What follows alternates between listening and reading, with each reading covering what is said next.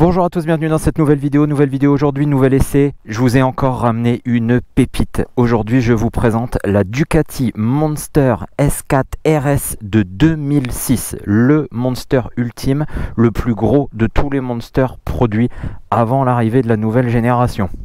Donc c'est une moto qui m'a encore une fois été prêtée par un de mes abonnés que je remercie énormément. Je vous laisse le temps, comme d'habitude, de vous abonner sur YouTube, de vous abonner sur Instagram. Petite intro et c'est parti.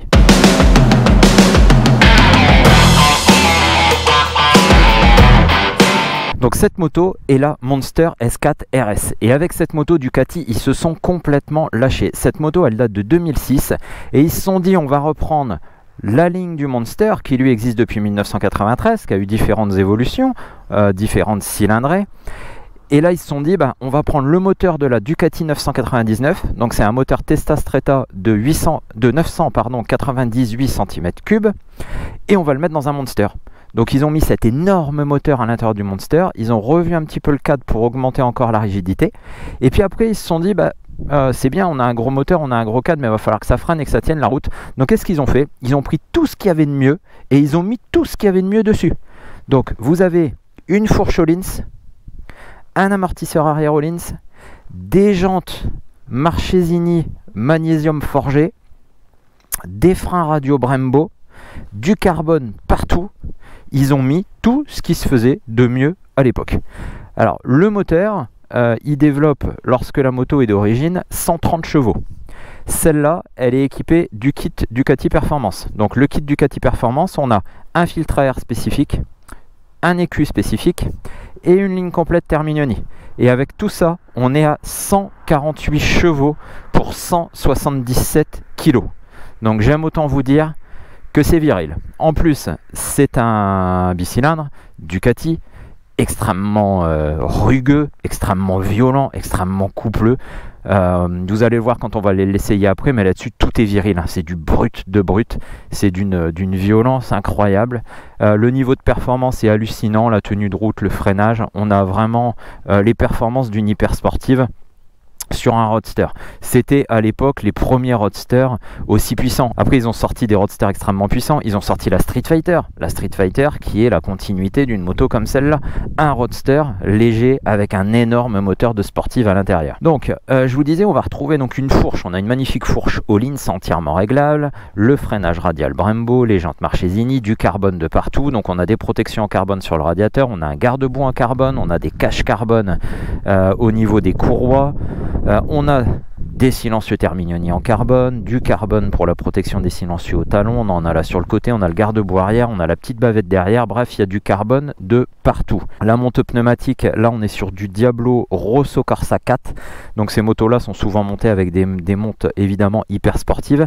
On a un très joli monobras à l'arrière. C'est vraiment une machine magnifique. Donc elle existait dans différents coloris, hein. Celle-là les cadres rouges, blanc nacré, avec la petite bande rouge ici et puis le logo S4 RS. Il existait une autre version aussi qui était très jolie, c'est la tricolore. Donc la S4 RS elle s'est faite en version tricolore, très belle avec du blanc, du vert, du rouge, vraiment une très jolie moto. À l'époque, en 2006, quand elle est sortie, donc cette moto-là, ça coûtait quand même 15 000 €. Hein, donc 15 000 € en 2006, je vous laisse imaginer le prix que ça coûterait aujourd'hui. La cote en occasion, elle a tendance là à se stabiliser puis à grimper un petit peu. Hein, il n'y a pas beaucoup de modèles, il me semble, qui descendent sous les 10 000 lorsqu'ils sont en bon état. C'est une moto qui prend beaucoup de valeur parce que le Monster est une moto mythique. Et ce modèle-là, qui est l'ultime aboutissement avec tous les superlatifs possibles, prend forcément énormément de valeur. Alors c'est pas une machine qu'on va utiliser au quotidien, c'est une machine plaisir, c'est une machine qu'on va sortir le week-end, qu'on va sortir un coup de temps en temps, qu'on va essayer de garder dans un superbe état et puis qu'on va rouler comme ça pour le fun parce que chaque fois que vous montez dessus, même sans commencer à rouler, juste en appuyant sur le contact, elle vous met déjà la banane. Tout est exubérant en fait sur cette moto parce que quand vous regardez le radiateur, elle a un radiateur qui est hyper gros, donc on a un radiateur d'eau en haut, un radiateur d'huile en bas. Le radiateur il dépasse de la moto. Il est énorme quoi, il dépasse de la moto de chaque côté. Enfin vous voyez vraiment qu'ils ont pris le plus gros moteur qui existe et puis qu'ils ont mis ça dans un Monster. On va pas passer des heures et des heures à l'expliquer à l'arrêt parce que ce qui est le plus intéressant avec cette moto c'est d'aller rouler.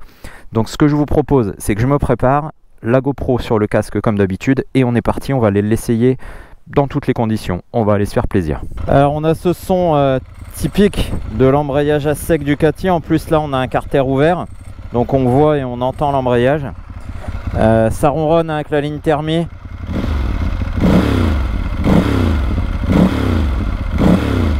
Et en plus du son de l'échappement, vous avez la boîte à air. Elle a la boîte à air avec le fil Ducati Performance, donc ça aspire énormément au niveau de la boîte à air. Donc c'est ce qui fait partie du charme aussi sur les Ducati, c'est que c'est sensationnel ce genre de moto au niveau des sensations de conduite, mais aussi au niveau du son. Que ce soit les sons de boîte à air, les sons d'échappement, voilà. Allez, on est parti, donc on va la laisser chauffer tranquillement.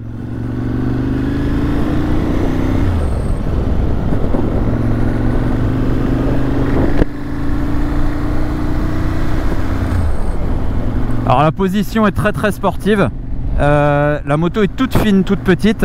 Je suis basculé en avant sur le guidon, j'ai les pieds qui sont assez hauts. Je fais vraiment corps avec la moto.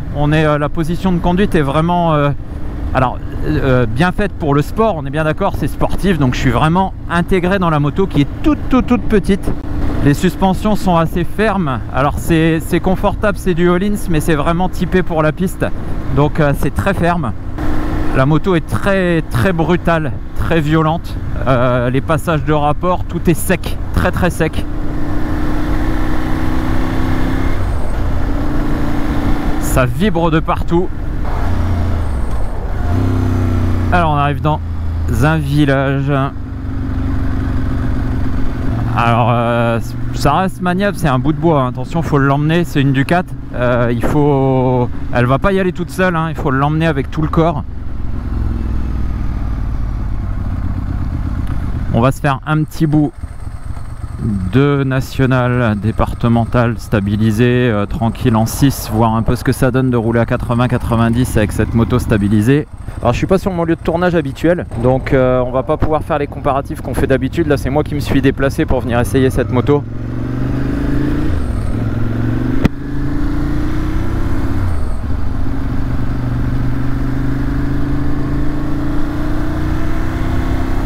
La boîte de vitesse est fabuleuse. Là j'enroule tranquillement, les vitesses ça passe tout seul, c'est ultra précis, ultra rapide. Alors là je suis en 6ème entre 80 et 90 et elle aime pas du tout. Je suis obligé de remettre la 5. Ça vibre énormément, c'est difficile de rouler en 6 à 80-90, la moto aime pas du tout, le régime est trop bas. Sur les rapports élevés là, si je suis à 3000-3005, ça cogne pas mal, ça lui plaît pas du tout. Allez, on est sur une petite route.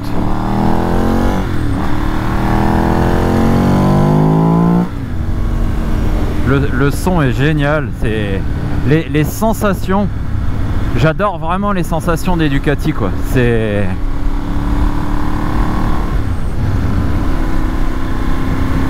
et le châssis, on sent que c'est un rail. Les suspensions Öhlins, la moto, le cadre hyper rigide, c'est un rail. Alors je pensais que tout ce qui est ville et village allait être beaucoup plus galère que ça, parce que la moto est extrêmement brutale, violente. Mais en fait ça va, ça se fait quand même, hein. Faut vraiment doser, filer de gaz, et ça se fait quand même. Alors je dis pas que je traverserai une grande ville ou que j'irai en région parisienne avec, mais franchement ça se fait quand même.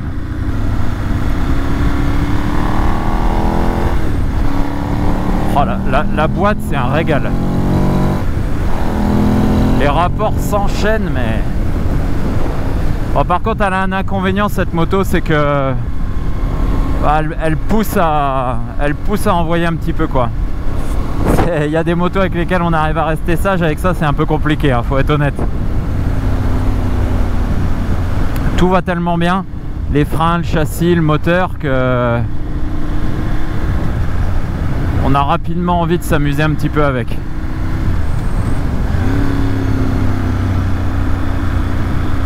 Et le bruit est tellement merveilleux.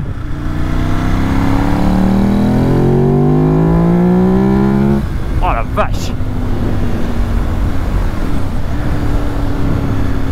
Alors là je viens d'ouvrir un peu en 3. Je me suis fait un petit essai là d'ouvrir un petit peu en 3. Bah en fait quand elle arrive à 7000 tours en 3, bah elle lève. Ah, le moteur, un moteur de 9,98 dans un Monster, c'est quelque chose quand même.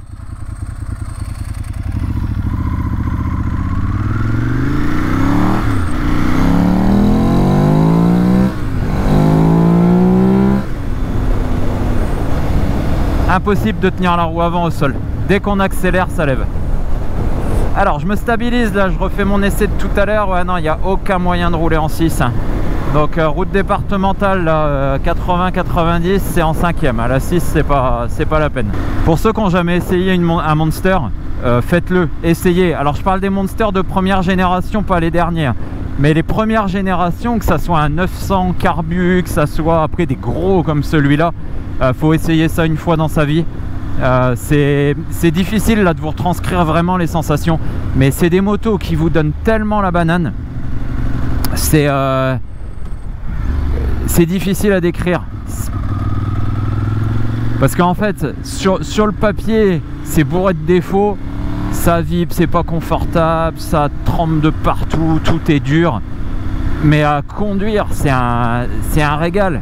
C'est un régal, voilà, c'est la moto qu'on sort pour aller faire une petite sortie de 50-60 km avec un sourire de dingue tout du long, avec des sensations incroyables. Les suspensions Öhlins sont d'une qualité, parce que qu'on soit sur un rythme un petit peu plus élevé, qu'on soit comme je suis là, en ville avec un petit peu une route qui est un petit peu dégradée, un petit peu bosselée, c'est pas inconfortable malgré la fermeté. Et puis on sent que la moto elle est rivée au sol, elle colle, c'est vraiment Öhlins, c'est quelque chose. Alors on va l'emmener faire un petit tour sur une voie rapide, voir un petit peu si on peut rouler sur voie rapide avec cette moto.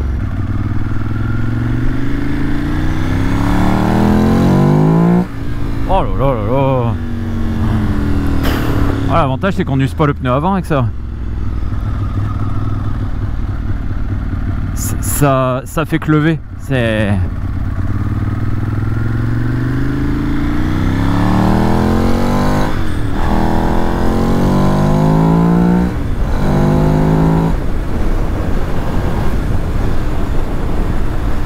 Alors là, j'ai enfin pu passer la 6. Donc je suis à 110. Je suis à un petit 4500 tours stabilisé. J'ai pas beaucoup de vibrations. Là, le fait de rouler un petit peu plus vite comme ça vibre beaucoup moins. Évidemment, il n'y a aucune protection, c'est un roadster, hein, c'est pas le petit saut de vent là qui change quelque chose. Et stabilisé sur voie rapide comme ça, c'est loin d'être inconfortable. On est même plutôt bien sur la moto. Alors si on se fait un petit test de reprise rapidement, donc je suis entre 100 et 110, j'aurais besoin de doubler, je suis à 4000 en 6. Ouais, voilà. Sans rétrograder, aucun problème pour pouvoir doubler. Allez, on va quitter la voie rapide. C'est vraiment le genre de moto que j'aimerais bien tester sur piste.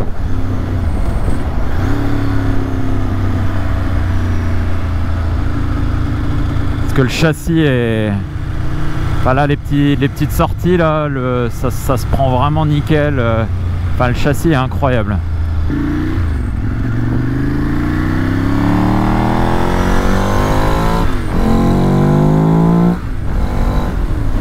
Châssis incroyable, moteur démoniaque. Alors j'ai pas testé les freins, on va peut-être pouvoir tester un petit peu les freins là. J'ai pas de monde derrière moi, on va freiner un petit peu pour voir.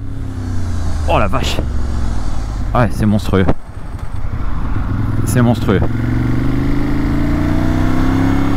Alors, le frein arrière est pas très efficace, donc c'est pas évident d'asseoir la moto. Par contre le frein avant, la puissance, le feeling, vous pouvez freiner à deux doigts avec un feeling dingue et on a l'impression d'avoir une puissance infinie quoi.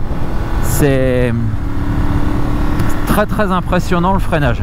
Et en plus le feeling est fou. Sur piste ça doit être incroyable parce que à deux doigts on a une puissance de freinage énorme et avec un feeling mais de dingue, un feeling au millimètre quoi. C'est impressionnant. Alors on n'a pas parlé des aspects pratiques de cette moto, hein, tout simplement parce qu'il n'y a pas d'aspect pratique, elle n'est pas faite pour être pratique. C'est une moto qui est faite pour vous donner des sensations et c'est tout. Malgré tout, la visibilité dans les rétros est pas dégueu du tout. Je sais que sur mon Monster 900 carbu, je suis obligé de rentrer les coudes pour voir dans les rétros, et là c'est plutôt pas mal. Après en termes d'instrumentation, bah, là le strict minimum, hein, on a quand même la température moteur, on a le compte-tour, le compteur de kilomètres, la vitesse.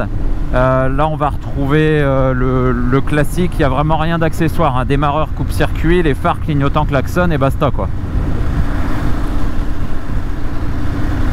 On est vraiment sur une machine de piste homologuée pour la route.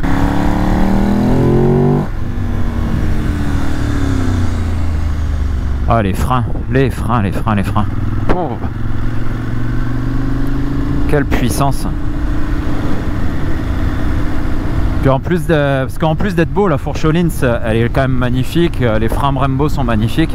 C'est beau et efficace quoi. C'est vraiment...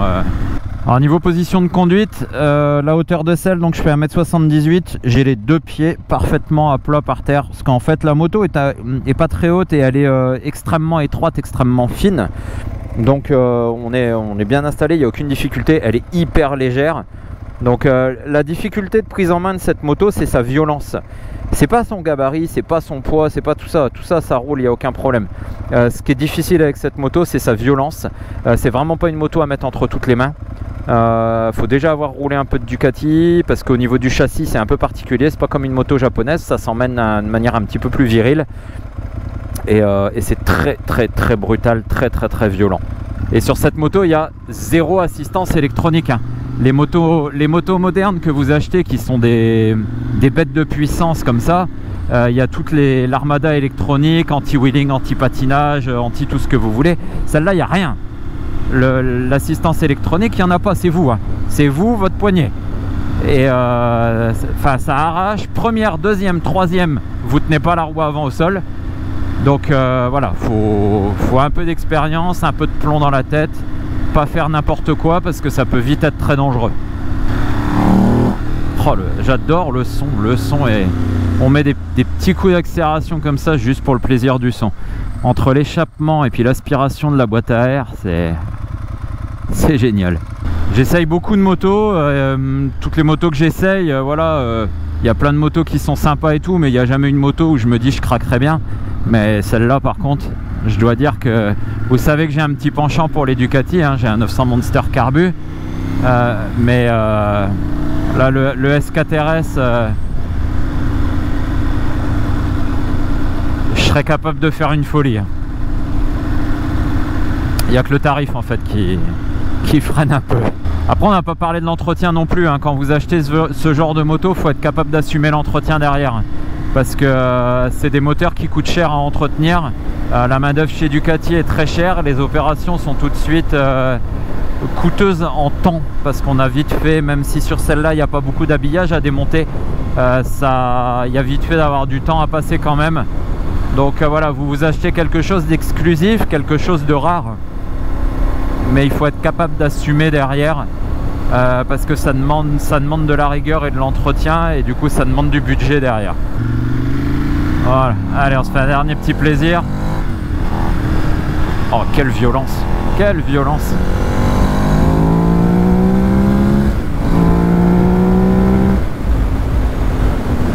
Oh là là!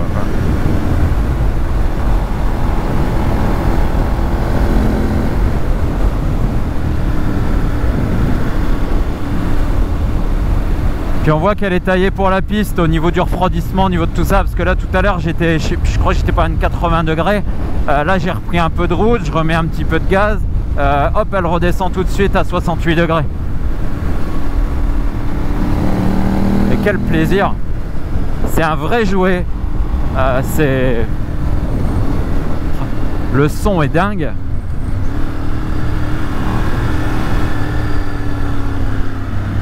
Ça se balance tout seul. Faut juste être hyper vigilant à la remise de gaz, parce que vous tenez pas la roue avant au sol.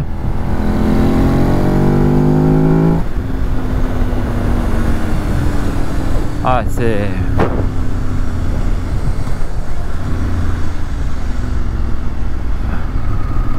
exceptionnel, exceptionnel.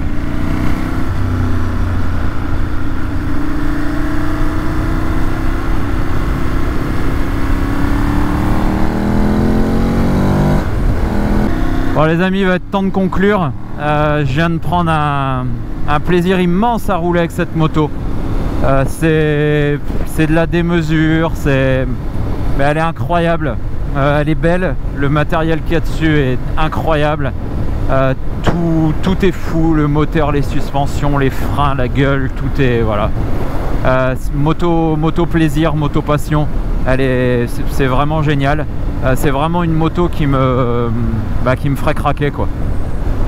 Et je rêve d'en essayer une sur circuit.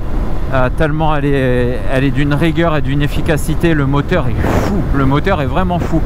Je sais pas si vous vous rendez compte quand même, 148 chevaux pour 177 kg. Voilà, faut essayer pour s'en rendre compte. Tout ça, je répète, avec zéro assistance électronique. Donc franchement, c'est un bijou. Foncez essayer une Ducati si vous avez l'occasion. Des Ducati anciennes, essayez des Ducati anciennes. Elles sont tellement incroyables et pas aseptisées. C'est vraiment une expérience à vivre une fois dans sa vie de motard. Donc encore un grand merci à son propriétaire de m'avoir fait confiance et de m'avoir prêté ce petit bijou. Merci grandement à lui. Je vous rappelle à tous que si vous voulez que votre moto passe sur la chaîne, si vous voulez venir la présenter, si elle est un peu atypique, si vous voulez que je l'essaye moi en me la prêtant comme aujourd'hui, contactez-moi via Facebook, via Instagram ou par mail axemmoto@gmail.com. Pensez à vous abonner à la chaîne, à vous abonner sur les réseaux sociaux. Il y a plein de contenus exclusifs sur Insta, vous avez toutes les infos en avance. Les vidéos sortent toujours avec un mois et demi de décalage selon le type de vidéo et vous êtes déjà au courant de ce qui va sortir si vous me suivez sur Instagram. Voilà les amis, je vous dis soyez prudents sur la route, profitez, éclatez-vous et à très bientôt sur la chaîne Axem Moto. Bye.